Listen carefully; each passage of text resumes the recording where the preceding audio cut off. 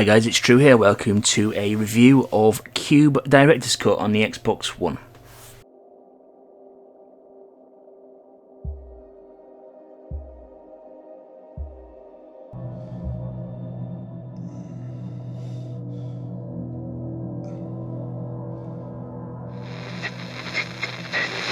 And what if it didn't kill him? With all due respect, your best guess is still just a guess. We need to have faith in the possibility of good. Wait, hold on. His oxygen consumption's going up. I think he's alive. He's conscious. Hey, go steady down there. You've been out for a couple weeks. 15 days, in fact. They thought you were dead. If it wasn't for your life suit, you probably would be.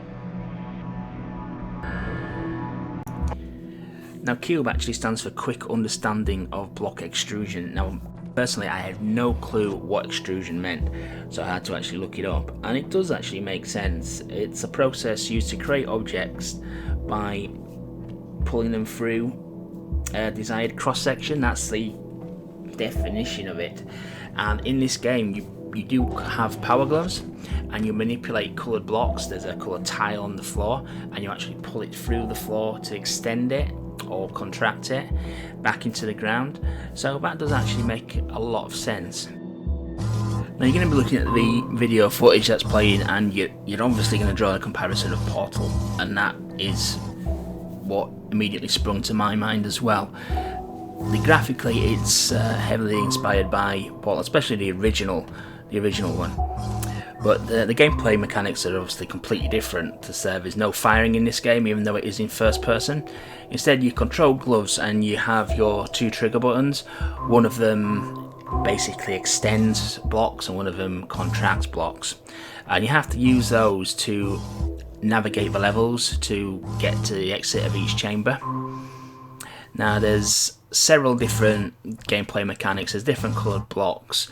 Red blocks extend outwards, whether they're on the floor, they'll extend obviously up, ceiling, they'll extend down, up to 3 blocks. Your second block you do encounter is a blue block, which only extends 1 in height, but it's basically a springboard. You actually contract it down into the ground, and then when you stand on it or when an object hits it, you get catapulted, or the object gets catapulted into the air. The third most common one is the yellow blocks. Now, the yellow blocks they always come in a trio of blocks, and they're basically stepping stones. Like, the first one is 1 high, second one is 2 high, and the third one is 3 high. Or if you manipulate it from the middle, you get a 1-2-1 formation, pretty much like a medal rostrum. And the other things that tend to crop up in the game are green blocks, which creates a physical block which you need to manipulate using the other blocks. There's also balls which need to be navigated through into a goal area, which again you use the blocks to manipulate the movement of the ball. And the final thing that you do use is directional arrows, which rotate parts of a level. Now,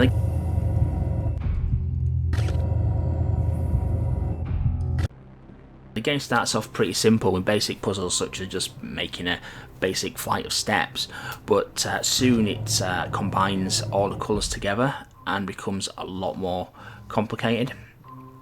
The first probably 2 or 3 acts of the game, or sections or sectors as it's actually called in the game, are really getting to grips with the game. You learning the mechanics, learning how the puzzles work, learning how the blocks work in conjunction with one another, before you get onto the more complicated stuff where you have to rotate levels, bounce objects off things, and manipulate the blocks while flying through the air and stuff like that. But the game does a pretty good job of getting you a good grounding in how the game actually works and learning how to understand it by just easing you into it for the first 3 sections of the game.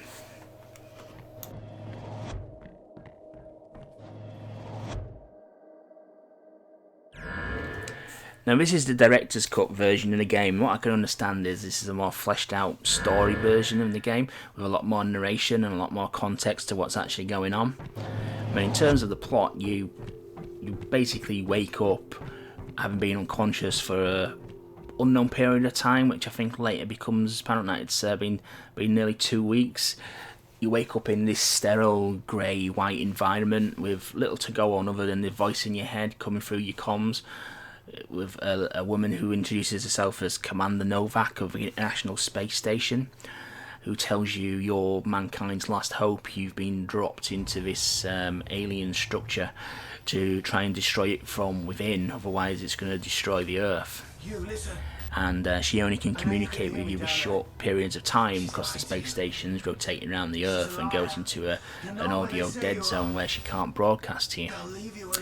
And this kind of forms the premise of the game, really. It gives a really strong sense of isolation because you do get these brief snippets of when she comes back into orbital range to communicate with you. However, just to spice things up a little bit, there is a second voice which comes across your comms as well, who is kind of the opposite of what Commander Novak is. He's basically saying that everything she's telling you is a lie, and you're not really in space, you're not really on a spacecraft, you're imprisoned here, and these are tests. Pretty much when it said that to me, I kind of sprung to my head immediately the film series The Q.U.B.E, which again is similar kind of thing like this, when you get a group of people get flung into test chambers which have lethal consequences and they've got to navigate their way through it. So I'm probably the developers maybe were inspired by that film because it is a cracking film, but the basically game twos and fro's between the two voices in your head, really, and right up until the end I still wasn't sure which one was telling the truth. Obviously I'm not going to spoil it in this review because that would be unfair and spoil your enjoyment of you playing the game, but it's done pretty well. Now, as I mentioned previously, the game's split up into 7 sectors. The first 3 or so are really just tutorials. They just gradually introduce you to each of the gameplay mechanics and ease you into it with very simplistic puzzles which you can easily identify straight away, before the later sections combine it all together and do pose you with quite some fiendish puzzles to actually get through. You could say the majority of the game is split up into 3 main puzzle types. The first and most common is the platforming ones, where you actually have to use the blocks to create platforms for yourself to actually physically climb up and get to the exit.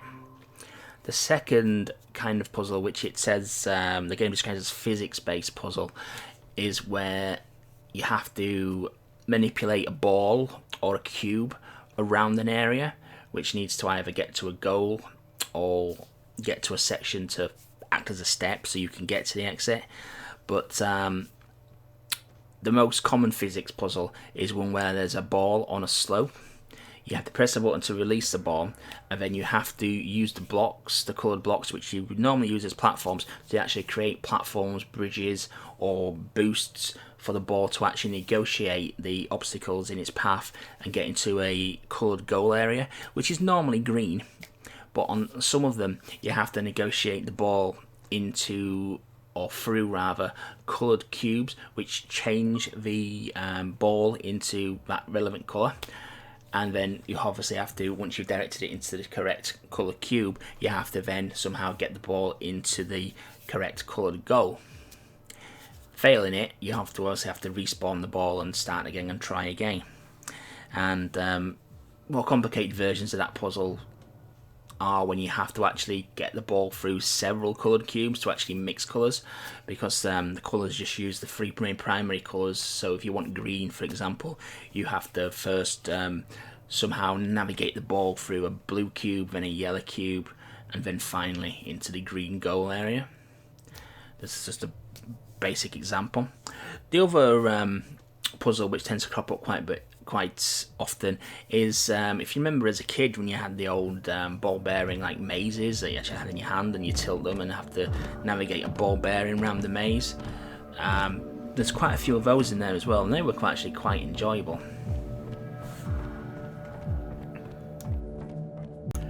Graphically, the game maintains the same tone all the way through of the white and grey cubes with bright, vivid colours for the blocks you can interact with. Now, whilst it's pretty simplistic, I actually quite like the style of the game. It makes it quite clear what you can interact with and what you can't interact with, which some games do have problems with when you've been walking around the room for ages and all of a sudden, oh, I can pull that switch. In this, you've got no problems such as that, because everything's brightly coloured what you can interact with. You can't really go wrong there.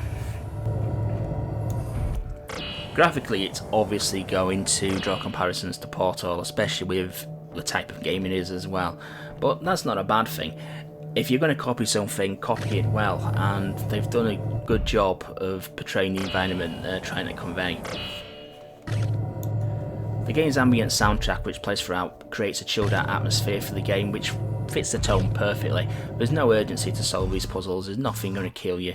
You can take a step back and quite happily look at the puzzles all day and figure them out at your own pace. So the music does a really good job about that. In terms of sound effects, the sound effects are very minimal, sound of walls moving and the blocks coming in and out, and the majority of the sound effects, other than that, just you jumping and if you fall from a great height, the usual huffs and puffs when you're landing on the floor. The voice acting is pretty good as well.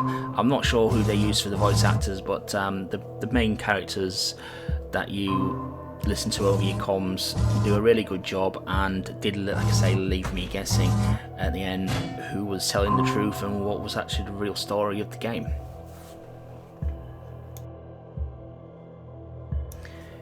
The gameplay is obviously going to draw comparisons with Portal, but that's not a bad thing in my opinion. If you are going to be inspired by a game, be inspired by a good one, and this has enough going for it to be completely different to Portal. You're manipulating blocks around an environment to either get yourself or an object to the exit. And like I say, whilst it does start off very simple, it does get very, very complicated at the end, where sometimes you're manipulating things on the fly, on the move, and have to time things incredibly well. The one thing that does let the gameplay down is in the ball puzzles, which I mentioned previously. The ball physics tend to be a little bit erratic, especially when running alongside a block or a wall. They kind of drag or get stuck, like as if it was made of Velcro, which is a little bit annoying because you could have the correct solution, but the game just refuses to let the ball run its natural path, and sometimes you have to respawn the ball several times for it to finally let you through.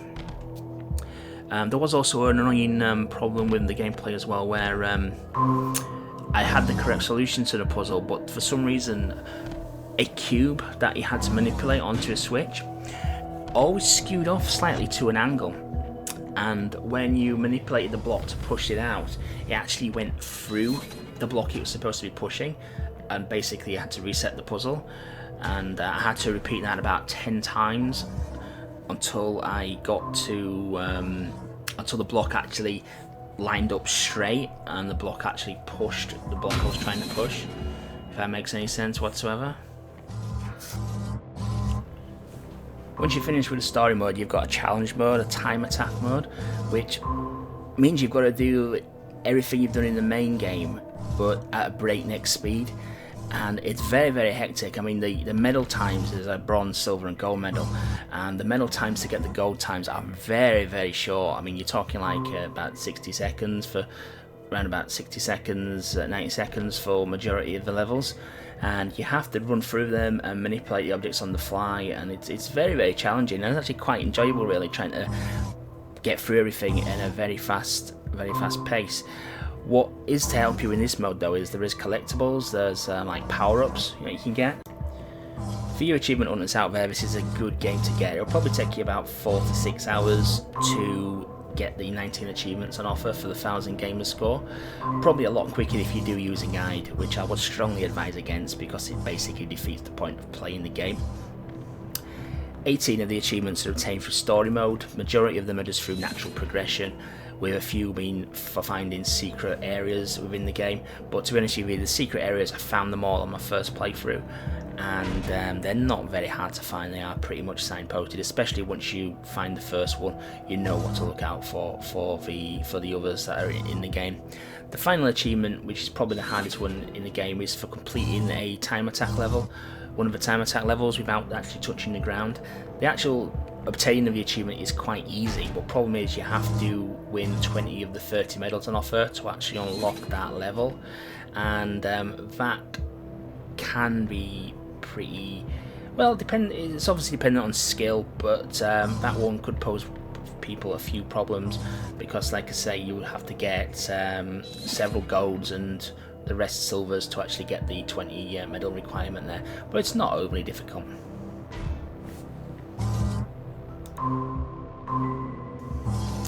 So overall, I'm going to give this 8 out of 10. I really enjoyed this game. It's probably a little bit too Portal inspired in places, but that's not a bad thing. If you did like the Portal series, definitely check this out.